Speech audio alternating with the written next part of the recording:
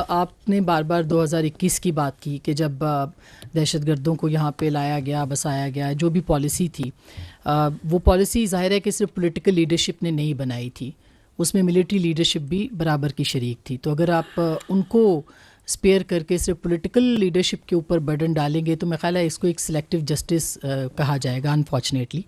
साथ ही साथ अगर इस तरह के क्राइम्स दुनिया में कहीं होते तो वो वॉर क्राइम्स में आते।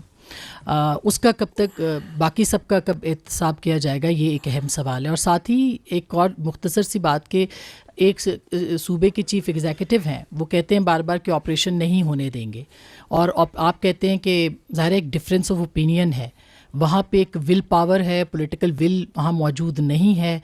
फिर आप किस तरह से ऑपरेशन लॉन्च करेंगे, या जो इंटेलिजेंस बेस्ड ऑपरेशंस हैं इनको किस तरह से आप फिर कंडक्ट करेंगे?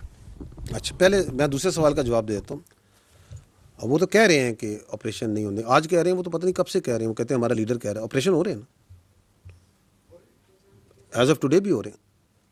बिकॉज दी सिक्योरिटी, मैंने आप पहले बार बार की, कुछ चीज़ें फंडामेंटल्स हैं जिनके ऊपर कोई कॉम्प्रोमाइज़ नहीं किया जा सकता। The territorial integrity and the security of the state, ये हमें जाननी ज़रूरी है। ये आपके सामने ये आइन की किताब है, आइन की किताब है ना, इसी यही है ना फंडामेंटल बुक्स जिससे आपका पूरी स्टेट चलती है। इसमें फ्रीडम ऑफ एसोसिएशन है, आर्टिकल 17, जहां पॉलिटिकल पार्टीज का जिक्र है, ऐसे ही है ना।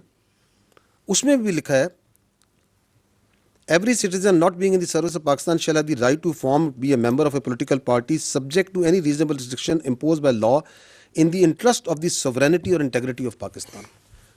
ये आइन कहता है कि कोई कानून, कोई पॉलिटिकल, कोई एसोसिएशन, कोई फ्रीडम ऑफ एक्सप्रेशन जो सी है वो पाकिस्तान की सॉवरेनिटी और इंटेग्रिटी के मुनाफी नहीं हो सकती। ये मेरी बहन कहता है या नहीं कहता है?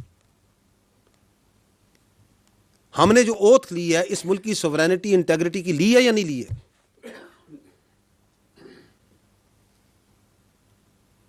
तो I think we are absolutely clear, you are absolutely clear. हमें इन ख्वारिज का भी क्लियर है कि इनका कोई पाकिस्तान की सॉवरेनिटी और इंटेग्रिटी से ताल्लुक नहीं है।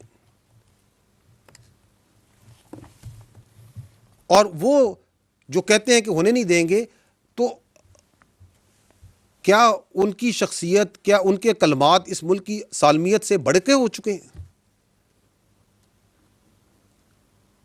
टेंस ऑफ थाउजेंड्स ऑफ बच्चे और बच्चियां इस मुल्क की शहीद हो चुके हैं इस दहशतगर्दी के आगे। हुए या नहीं हुए?